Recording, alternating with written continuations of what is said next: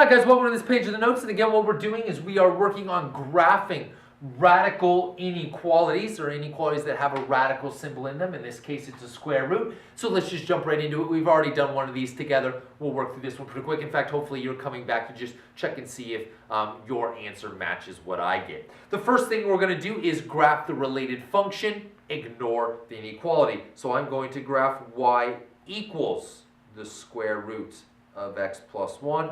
In order to do that, I need to set up a quick little table. My first perfect square is 0, so I need to figure out how do I get a 0 under here? Well, that's easy. You plug in a -1.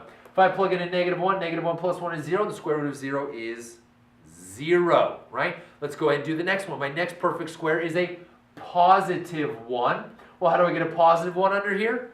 Yeah, make x 0. If I plug in a 0, 0 plus 1 is 1, and the square root of 1 is 1. All right, my next perfect square, I've done 0, I've done 1. My next perfect square is 4. How do I get a 4 under here? Guessed it. You need a 3. Square root of 4 is 2. My next perfect square is a 9. How do I get a 9 under there? You bet. You need to plug in an 8. Okay, I plug in an 8. 8 plus 1 is 9. Square root of 9 is 3. And that's going to be all the points that I can fit onto my coordinate plane. So let's go ahead and graph them. -1, 0, right there. 0, 1, 3, 2, and 8, 3. Okay, now, step number 2, do I need a solid or dotted line? Well, the inequality is greater than or equal to, so I need a solid line.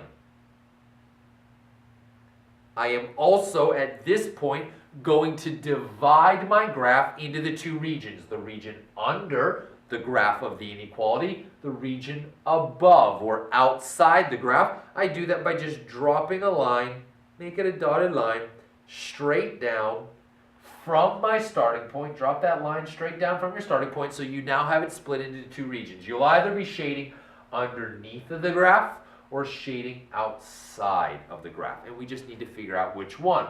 Well, the way we do that is by choosing a test point that falls underneath the graph. This is perfect. This one's great because 0, 0 is underneath the graph of my inequality, and I love 0, 0 as a test point, so that's what we're going to do. I'm going to make my test point.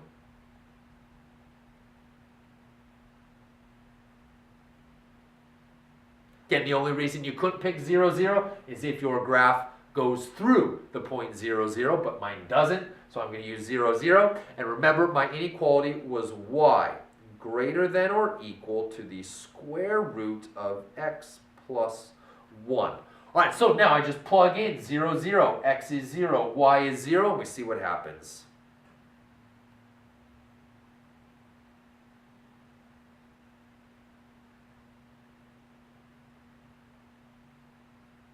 Alright, so here's what I get. Sorry, let me slide up for you in case you can't see it right there. I get 0 is greater than or equal to 1.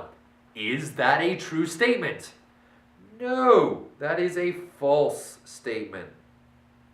0 is not greater than 1. So here's what that means. I come up here to my graph, and I just chose a test point, 0, 0. I picked that point right there. I got a false statement, which means 0, 0 is not a solution to the inequality that we graphed, right? It's not a solution, is not a solution. So that means that nobody under here is a solution. My solution region is going to be everything on the outside of the graph of my inequality. Let me grab my highlighter and graph my solution region, which is everybody out here.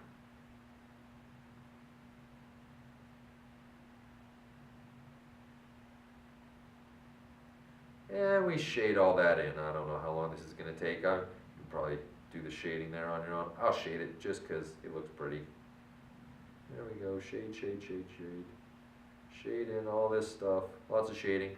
Again, this would be a good point to say if you are taking this class with me, you might want to bring a highlighter or a colored pencil or something like that with you to the test, so that when I have you graph an inequality, a radical function, a function with a radical in it that's an inequality, you can certainly use that highlighter or color pencil to do the shading if you would like.